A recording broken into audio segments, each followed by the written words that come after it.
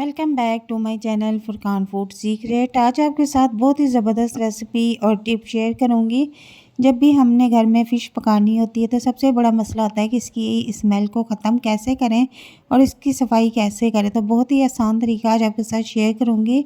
ज़्यादा कुछ नहीं करना, बस आपने एक इस तरह से साबुत लहसुन ले लेना है और इसको क्या करना है वो भी मैं बताती हूँ।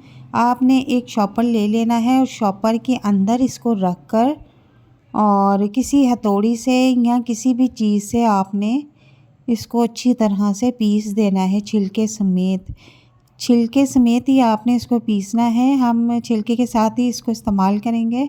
बहुत ही ज़बरदस्त टिप है और जिन लोगों को मछली की स्मेल से एलर्जी है उन लोगों के लिए तो ये बहुत ही ज़बरदस्त टिप है। वो इस टिप को ज़रूर यूज़ करें तो उनके लिए बहुत आसानी हो जाएगी। तो यहाँ पर आप देख सकते हैं कि ये अच्छी तरह से जो है बिल्कुल पीस चुका है। छिलके भी इसके बीच में ही है, हमको ये ऐसे ही चाहिए था। अब इसका क्या करना है मैं आपको बताती हूँ।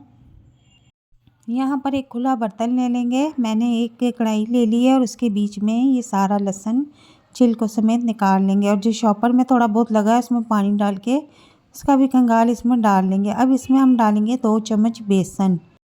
अब इसको अच्छी तरह से पानी में हम मिक्स कर लेंगे। जो इसकी गुठलियाँ बन जाती है वो हमने ख़त्म करनी है और चाहे तो आप इसको हाथों की मदद से भी कर सकती हैं।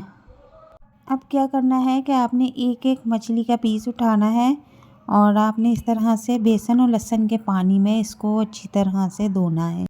जब सारी मछली अच्छी तरह से आप धो लेंगी तो इसको 2 या 3 मिनट के लिए इस पानी में डिप रहने देना है और इसके बाद इसको अब हम निकाल लेंगे और अच्छी तरह से वॉश कर लेंगे।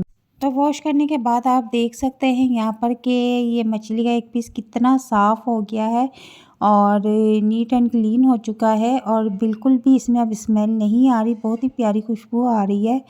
तो इसी तरीके से हम सारी फ़िश को अच्छी तरह से वॉश कर लेंगे और वॉश करने के बाद इसको किसी टोकरी में रख देंगे ताकि इसका एक्स्ट्रा पानी जितना भी है वो निकल जाए। तो यहाँ पर देखें कि सारी फ़िश अच्छी तरह से मैंने धो ली है और सारे पीसेस जो हैं इसके साफ़ हो चुके हैं और बिल्कुल स्मेल ख़त्म हो चुकी है। और अब इसके ऊपर मैं हल्का सा नमक स्प्रिंकल कर दूंगी अपनी टेस्ट के मुताबिक और थोड़ी सी मैं इसके ऊपर हल्दी भी स्प्रिंकल कर दूंगी और इसके बाद मैं इसके ऊपर थोड़ी सी सुरख मिर्च भी स्प्रिंकल कर दूंगी। अब अच्छी तरह से इसके ऊपर मसाला फैला दें और यहाँ पर मैंने अब एक तवा ले लिया है, उस पर मैंने घी गरम कर लिया है, नॉर्मल सा, ज़्यादा गरम नहीं करना। और उसमें इस तरह से फ़िश के पीसेस ऐड कर दें और इनको फ्राई कर लें। इनको अब हमने प्रॉपर फुल फ्राई नहीं करना, बिल्कुल हल्का सा फ्राई करना है। वो इसलिए हम कर रहे हैं कि इससे खाने में टेस्ट बहुत ज़बरदस्त आता है। बहुत ही टेस्टी मछली का सालन बन के रेडी होता है। और जिन लोगों को शिकायत होती है कि भाई हमें फ़िश में से बहुत ज़्यादा स्मेल आती है, तो ये मेथड करने के बाद भी फ़िश की स्मेल नहीं आएगी बिल्कुल भी और बहुत ही मज़ेदार और जायकेदार खुशबू आना शुरू हो जाएगी। तो हमने देखे हल्का सा बस फ्राई किया है और इसकी साइड भी अब हम चेंज कर देंगे। बहुत ही हल्के हाथों से आपने ये काम करना है। फ़िश के जो पीस होते हैं वो बहुत ही नाजुक होते हैं और टूटने का भी डर होता है। बहुत ही एहतियात के साथ पकाना होता है। तो यहाँ पर देखें मैंने बिल्कुल हल्का सा इनको फ्राई किया है। चूल्हे का फ्लेम आपने यहाँ पर नॉर्मल रखना है, हल्के फ्लेम पे इसको नहीं पकाना वरना ये तवे के साथ चिपक जाएगी। हल्का सा मिर्च मसाला इसलिए लगाया था कि ये तवे के साथ बिल्कुल भी ना चिपके और नमक इसके अंदर तक रच बस जाए। तो यहाँ पर देखें कि इस तरह से हमने हल्का सा इसको फ्राई करके रख लिया है। अब हम मछली का सालन पकाना शुरू कर। यहाँ पर एक कढ़ाई ली है और उसमें मैंने एक प्याली घी डाल दिया है और उसके बाद अब मैं इसमें आधी चम्मच कलवंजी डाल दूँगी और हल्की आंच पे कलवंजी को पकाऊंगी।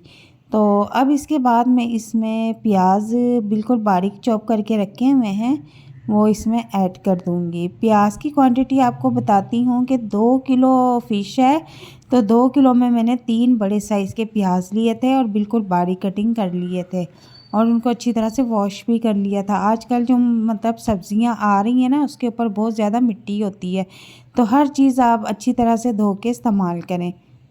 तो प्याज का कलर हमने चेंज नहीं करना, इनको लाइट सा सौते करना है। इसके बाद मैंने यहाँ पर 1 चम्मच लहसुन और 1 चम्मच अदरक पेस्ट लिया है और वो इसके बाद इसमें ऐड कर दिया है। अब इन दोनों चीज़ों को अच्छी तरह से हम भून लेंगे। अब लहसुन अदरक की पेस्ट को आपने इतनी देर भूनना है कि जब तक से इसका कच्चापन ख़त्म नहीं हो जाता और एक भीनी मज़ेदार सी खुशबू आना शुरू नहीं हो जाती। अब इसमें वो वाला घी भी ऐड कर देंगे जिसमें हमने तवे पर फ़िश फ्राई की थी, उसका बचा हुआ जो घी है वो अब हम इस दौरान इसमें डाल देंगे। उसको घी को ज़ाया आपने नहीं करना बिल्कुल भी। शुरू में आप इस हिसाब से घी इसमें डालें कि बाद में आपने ये वाला घी भी इस्तेमाल में लाना है। अपने हिसाब से आप ये मेजरमेंट देख लें। और अब ये अच्छी तरह से फ्राई हो चुका है, बहुत प्यारी खुशबू आ रही है। तो यहाँ पर मैंने 3 अदद बड़े साइज़ के टमाटर बिल्कुल बारीक चॉप करके रख लिए थे और अब इनको भी अब हम अच्छी तरह से भूनेंगे।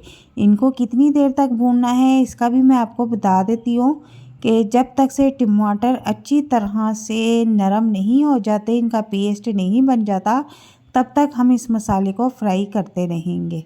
तो यहाँ पर देखें कि ये बिल्कुल नरम होना शुरू हो चुके हैं और अब अच्छी तरह से चम्मच चलाते रहेंगे और नमक भी इसमें ऐड करूँगी, कुछ मसाले ऐड करूँगी। नमक अपने टेस्ट के मुताबिक आप ले लें और इसके बाद में इसमें अब 1 चम्मच सुरख मिर्च पिसी हुई इसमें मैंने ऐड कर दी है और अब इसके बाद मैं इसमें आधी चम्मच के करीब हल्दी ऐड कर दूँगी।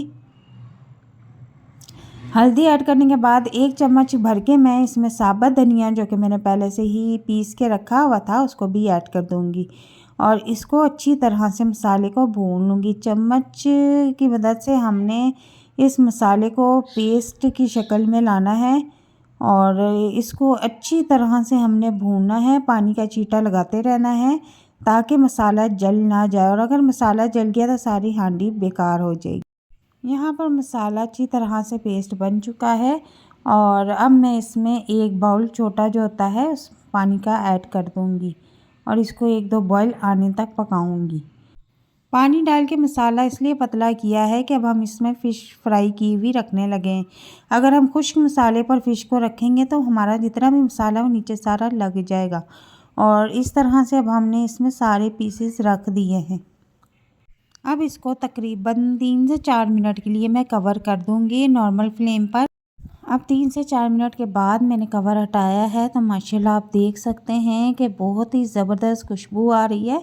ज़्यादा देर हमने इसको नहीं कवर करना वरना ये बिल्कुल मलाई बन जाएगी। और 5-6 अदद मैंने इसमें हरी मिर्च ऐड कर दी हैं। तो ये देखें मैंने थोड़ी सी फ़िश चेक की है, ये बिल्कुल पक चुकी है। अब इसके ऊपर हम आधी चम्मच के करीब पिसा हुआ गरम मसाला ऐड कर देंगे और इसके बाद हरा धनिया मैंने बिल्कुल बारीक कट करके रखा हुआ था उसको भी इसके ऊपर स्प्रिंकल कर देंगे।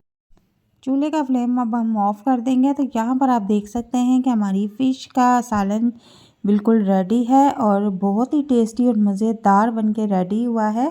इसमें बिल्कुल भी चम्मच नहीं चलाएँगे वरना ये हमारी जो फ़िश है टूट जाएगी और आपने इस तरह से आराम से हल्के हाथों के साथ इसको प्लेट में निकालना है। तो उम्मीद करती हूँ कि आज की ये रेसिपी आपको बहुत पसंद आई होगी।